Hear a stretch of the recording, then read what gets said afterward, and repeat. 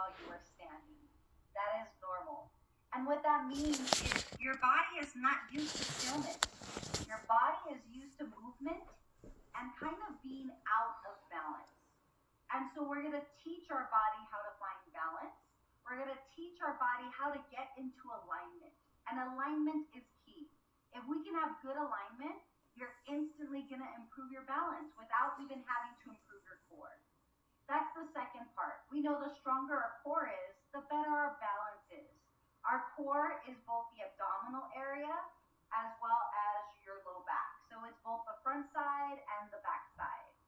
So if we have good alignments and we start to improve the core area, you'll notice your balance will improve in everything that you do. And that's really important for good quality life and to lower our chance of injury doing movements that we perform every day. So we're going to come back into standing. Feet are going to be as wide as the hips or as wide as the shoulders. I want us to have soft knees and get really tall in the body. Palms are going to face forward. And this time I want you to spread your toes as far apart as you can onto your mat. And this time I want you to press your big toe down and your pinky toe down at the same time. Press them down into the ground and grow taller, but keep the knees soft. Your spine is long. And what I want you to look for is that your shoulders are lined up on top of your hips, and that your hips are lined up on top of the knees, and that the knees are lined up on top of the ankles. You want one nice long line going through from the shoulders through the ankles. This is what we call having good alignment. And I'm going to move again so you guys can see it from this side. Right? So when we stand tall, it allows our body to stack and align, and it gets strong instantly. Now find a spot on the wall to stare at and close your eyes. And I want you to see if your imbalance has already improved. Are you able to sway less? Are you able to stand still? Press your toes down into the mat, grow tall, keep the knees soft, breathe deeply, and now relax. Open your eyes. Very good. Okay, now we're getting ready to go into our very first standing pose, or our second standing pose, because this was the first one, and this was called Tadasana. Now we're getting ready to go into our next standing pose, and it's going to be called Virabhadrasana 2, also known as Warrior 2. And this is one of the most popular yoga poses, meaning when people see someone doing it, they know that person is doing yoga. So Virabhadrasana 2. Virabhadrasana 2. Remember, that is Sanskrit for Warrior 2. There are 3 warriors in yoga. So eventually you'll also learn Warrior 1, which is a bit harder than Warrior 2. And then you'll learn Warrior 3, which is the hardest of the 3 warriors. But today, Warrior 2. I want you to stand at the front end of your mat. Feet are going to be as wide as the hips or as wide as the shoulders. Palms are facing straight ahead. You're going to step your right foot back, and you're going to raise your arms up as high as the shoulders. We're going to bend the left knee. Warrior 2. So likely you have seen this pose before, or you know this pose. There's a few alignments I want you to practice. Make sure your arms are really long and active. Make sure your wrists are the same height as your shoulders, so we get that nice long line from fingertip to fingertip. We bend the knee as much as we have flexibility. So for those of you that are a little tighter, there'll be a slight bend. For those of you more advanced or intermediate, you're going to have a deeper bend. That back right pinky toe is down on the ground and your heel is down on the ground. The tendency is the toe wants to come up and off. Instead, press it down. This back thigh presses back. This front knee presses forward. And this outer hip hugs into the center of our mat. And we're going to look forward over our front fingertips. We're going to hold here for one more cycle of breath. inhale. As you exhale, relax your arms, step forward, and just wiggle those legs out. Okay, now we've got to do the other side. You do not need to move. You can stay where you are standing, and you're just going to send your left foot back. I'm going to go to this side of my mat so that you guys can still see my profile side while we do it. Okay, here we go. Step the left foot back. Bend your front knee. Wrists are going to go as high as your shoulders. Okay. And the alignment of your feet. Your front heel should line up with the arch of your back foot. So it's heel to arch alignment. Front heel will line up with the back arch. Front knee bends as much as we can. Back foot presses down into the ground. Wrists stay as high as the shoulders, and the body and the torso is long right here, as long as we can make it. We're looking over those front fingertips. Really good. And breathe.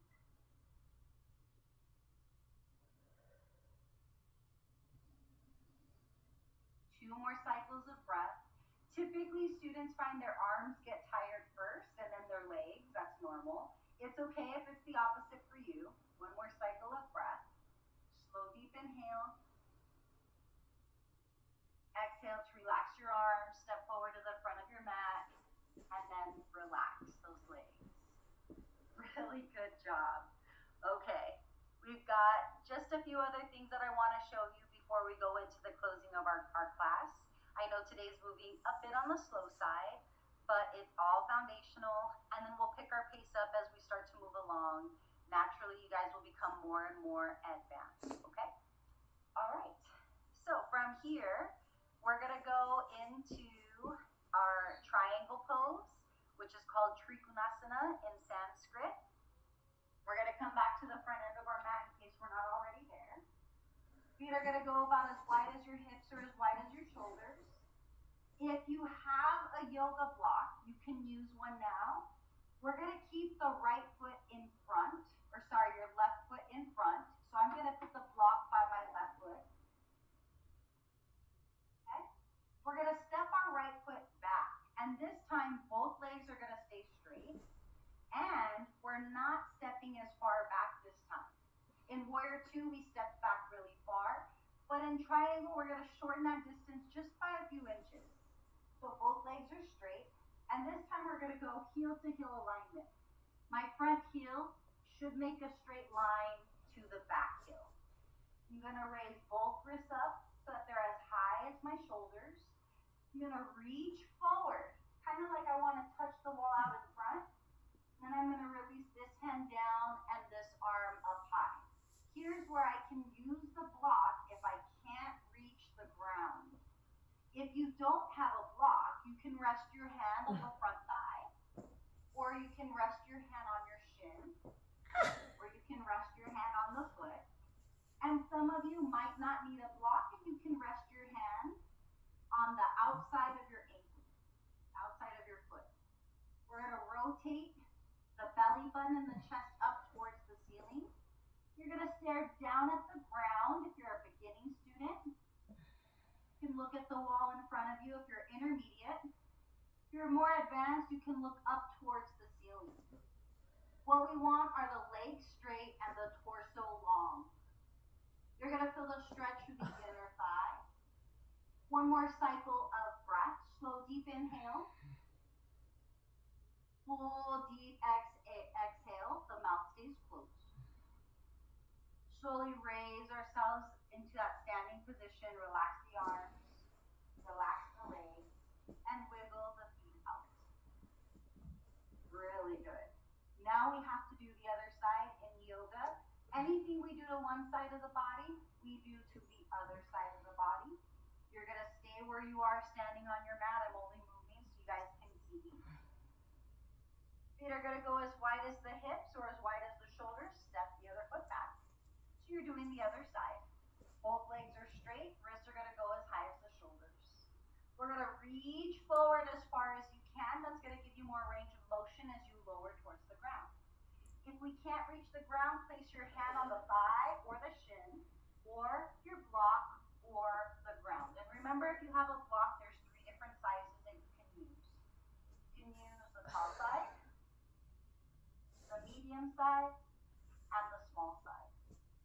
sure you hug the hip in towards the center of your mat.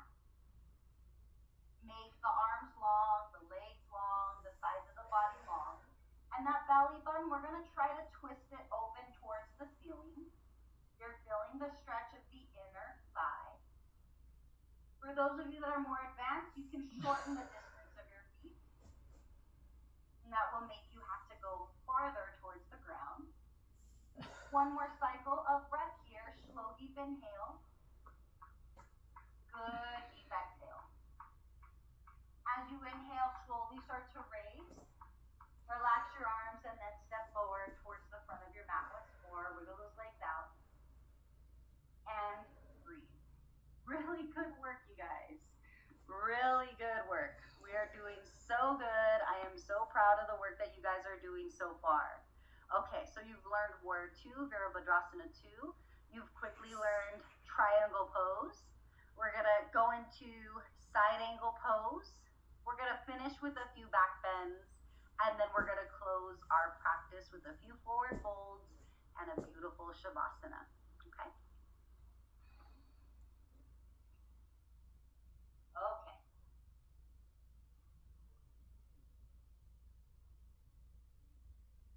So we're going to do side angle pose. This is going to start similar to Warrior 2, and it's going to have a little bit of a tilt. We're going to have our feet as wide as our hips or as wide as the shoulders. We're going to step the right foot back and come into Warrior 2. So you guys have just learned this pose. We're a little familiar with it now. We're going to hold it for one cycle of breath. Bend the front knee as much as your body allows. Remember, it's heel to arch alignment. Back foot is pressing down completely, the pinky toe and the heel. As you exhale, we're going to rest the forearm onto the front thigh, and you're going to reach the opposite arm up high. So if you don't have a block, we're going to use our leg as the block. If you have a block, you can use it on the outside of the front ankle. Remember, you have 3 sizes of the block. Or maybe you don't need the block at all, and you can rest your fingertips down on the ground. We're going to start to reach our fingertips toward the front wall. So there's a really nice long line from the back of our ankle, through the knee, through the hip, through the elbow, through the top fingertips. Good, slowly raise back into Warrior 2. Slow, deep inhale. Exhale to relax the arms and come back to the front end of your mat and breathe. I just want you to stand, and I just want you to breathe while I move to the other side of my mat. Really good work. And this standing pose, Tadasana, right? It was the first standing pose you learned. This is also a pose you can do to rest at any time in your yoga practice. So anytime I'm teaching the different standing poses, right? And if you feel tired, just stand here, take a breath, catch your breath, and when you feel ready, come back into it. When we're doing poses on our mat and we're doing forward folds and so forth, that's when you can go into child's pose when you want to get your rest in, okay? So Warrior 2 again to the other side. We're going to stand tall, soft knees, shoulders align on top of the hips, stepping our foot back, come into Warrior 2, and remember to get good distance. So your ankles should line up about the start of your wrists, the crease of your wrist, or underneath your palms or fingertips. You want a nice long stance. Bend the knee as much as you can for more range and for more stretching. You're going to feel a lot of stretch of the back hip in Warrior 2. As you exhale, come into our side angle pose. This is called Parsva Konasana in Sanskrit. Relax those shoulders, open the belly button up towards the ceiling. We're using our leg as a block, or you can use your block if you have one. Place it by your ankle. Remember the 3 sizes. Or fingertips down onto the ground. So it just depends on the level of yoga that you're in. And then we're going to extend that arm forward, which is also another bit more of an advanced position of this pose. If you're a beginner, you can stay right here. One more cycle of breath. Slow, deep inhale. Good, deep exhale. Slowly come back into our Warrior 2. So we're using our core to lift the body upright. And then relax and release and step forward onto our mat. Wiggle those knees out. And breathe.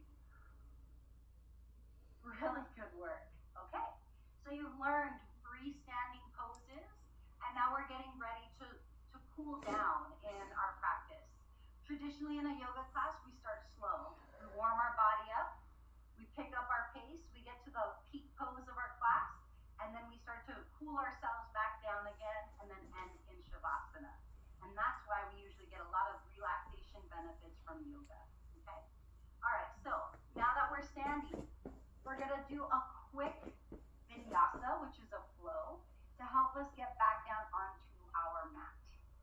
So stay standing at the front end of your mat. As you inhale, I want you to sweep and reach your arms up high. As you exhale, I want you to try to touch your toes. It's okay if you can't, and if you need to bend your knees, go for it. Bend your knees enough so you can plant your palms down and step your feet back. We're gonna come into plank. You did this in your fitness, or you're gonna do this in your fitness assessment. Set your knees down and slowly release so that your heart and belly button touches at the same time. Good. Let your feet rest down onto your yoga mat. Slide your hands down by the rib cage. As you inhale, you're gonna pull the heart forward, and then you're gonna lift the heart up and look down at your mat. This is baby cobra. Keep those elbows pinned into the sides of the body. Exhale to release. Good job. We're going to do that 2 more times. Inhale to pull the heart forward and then lift the heart up. Baby cobra. Keep looking down at the mat. That keeps the neck aligned with the spine. Elbows are pinned in so they touch the sides of the body. Exhale to release. Good. 1 more time. Inhale to slowly raise. If you're feeling warm, you can raise up even more. This would be full cobra. Another cycle of breath. Slow, deep inhale. And then exhale to release. Come back into tabletop and then release into child's pose. Your choice, you can extend the arms forward or you can rest arms down the sides of the body. Take another 2 cycles of breath here.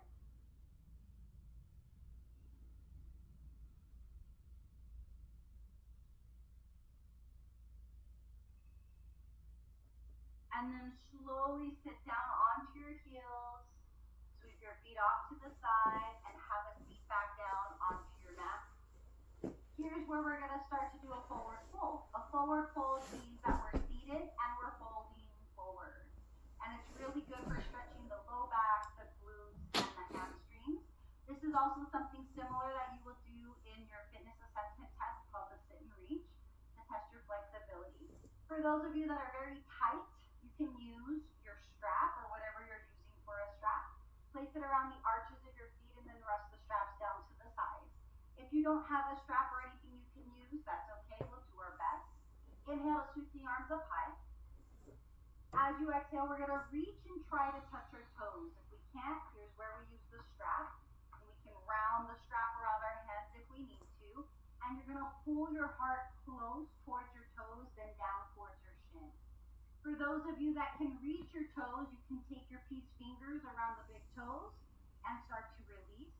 For those of you very flexible and open, you can interlace your fingers behind your feet and start to release the forehead and nose towards your shin.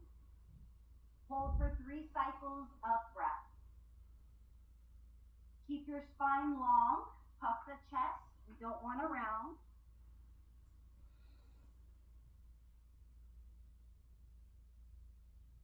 Really good. 2 more cycles of breath.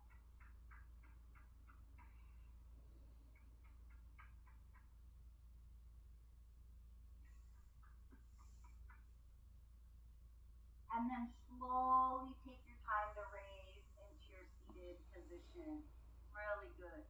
Bend your knees. You can move your strap off to the side. And we're going to slowly lay ourselves back down onto our mat. I want you to drop your knees to the right side and then drop your knees to the left side. Do that a few times. It's called gentle wiping the knees and stretches the sides. Good. Hug the knees into the chest. Give a good big squeeze here. Cycle of breath.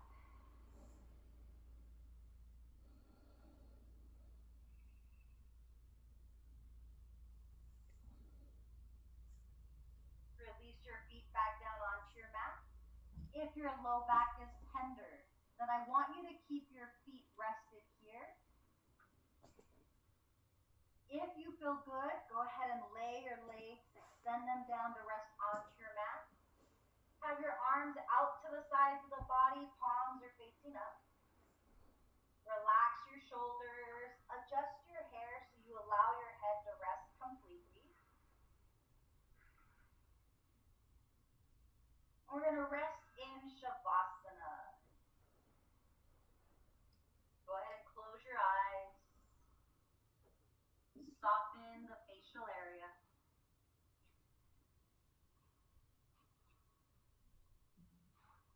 Release your shoulders down and away from your ears.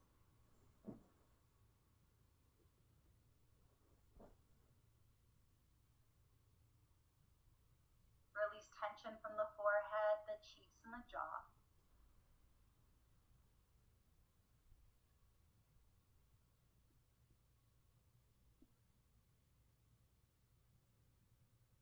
Breathe deeply. Try to allow your mind to get quiet. No thoughts, no sounds, just breathe.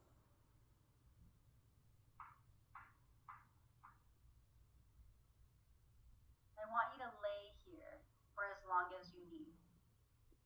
2 minutes at the very least. Try to go for 5. If you really need that relaxation, try to go for 8 minutes. And anytime your mind starts to talk, we call it chatter, take a deep breath. And as you exhale, let it quiet down. And focus on how you breathe.